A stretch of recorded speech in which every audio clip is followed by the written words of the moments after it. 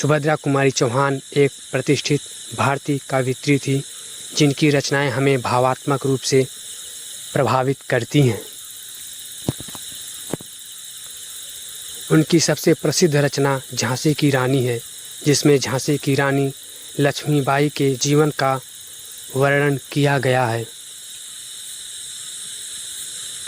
पूरे हिंदी साहित्य में यह कविता भारत के लोगों द्वारा सबसे ज़्यादा सुनाई और गाई जाती हैं।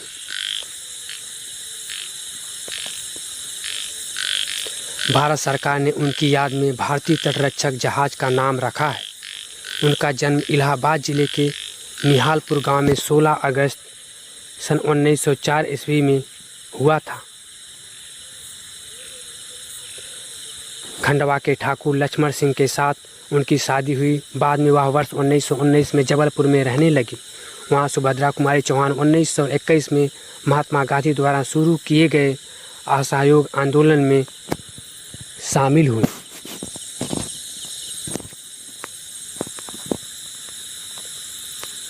और वह नागपुर की अदालत में गिरफ्तार होने वाली देश की प्रथम सत्याग्रही महिला भी थी। महान कवयित्री सुभद्रा कुमारी चौहान के द्वारा लिखी गई कविता झांसी की रानी के कुछ शुरुआती पंक्ति निम्नलिखित हैं। सिंहासन हिल उठे राजवंशों के भृगुटी तानी थी, बूढ़े भारत में आई फिर से नई जवानी थी। गुमी हुई आज़ादी की कीमत सबने पहचानी थी, दूर फिरंगी को करने की सबने मन में ठानी थी। चमक उठी सन 57 में वह तलवार पुरानी थी, बुंदेले हर बोलों के मुँह हमने सुनी कहानी थी। खूब लड़ी मर्दानी वह तो झांसी वाली रानी थी, खूब लड़ी मर्दानी वह तो झांसी वाली रानी थी। उनकी अन्य प्रसिद्ध कविताओं में वीरों का कैसा हो बसंत, राखी की चुनौती और विदा शामिल है।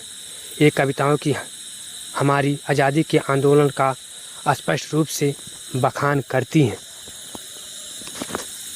सुभद्रा कुमारी चौहान द्वारा लिखित कविताओं और गीतों ने कई भारतीय युवाओं को भारतीय स्वतंत्रता संग्राम में भाग लेने के लिए प्रेरित किया। उन्होंने अपने लेखों में मुख्य रूप से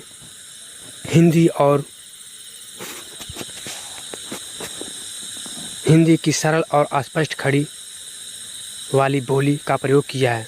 इसके अलावा उन्होंने बच्चों के लिए भी कविताएं लिखी हैं। उन्होंने मध्यवर्गीय भारतीयों के जीवन शैली के आधार पर पकवई लघु कथाएँ भी लिखी हैं। हालांकि 1948 में अचानक एक कार दुर्घटना में उनकी मृत्यु हो गई थी। उनकी मृत्यु के बाद भारत सरकार ने उनकी याद में भारतीय तटरक्षक जहाज का नाम रखा था। उनकी अन्य प्रसिद्ध रचनाएं हैं अनोखा दान, आराधना, इसका रोना, उपेक्षा, उल्लास, कलह कारण, कोयल, खिलौने वाला, चलते समय चिंता, जलियांवाला बाग में बसंत, जीवन फूल और झांसी की रानी की समाधि पर झिलमिल तारे, ठुकरा दो या प्यार करो, तुम नींव, परिचय, पानी और धूप, पूछो, प्रथम दर्शन, प्रतीक्षा, प्रभु तुम मेरे मन की जानो, प्रीतम से, फूल के प्रति, बालिका का परिचय, विदाई, भ्रम, मधुमय प्याली, मुरझाया फूल, मातृ मंदिर में, मेरा गीत, मेरा जीवन, मेरा नया बचपन, मेरी टेक, मेरे पथिक, वह कदम का पेड़, राखी की चुनौती, विजयी मयूर, विद्या, वीरों का कैसा हो बसंत, वेदना, व्याकुल, वाह, सभा का क्लेश, समर्पण आदि उनकी रचनाएं हैं।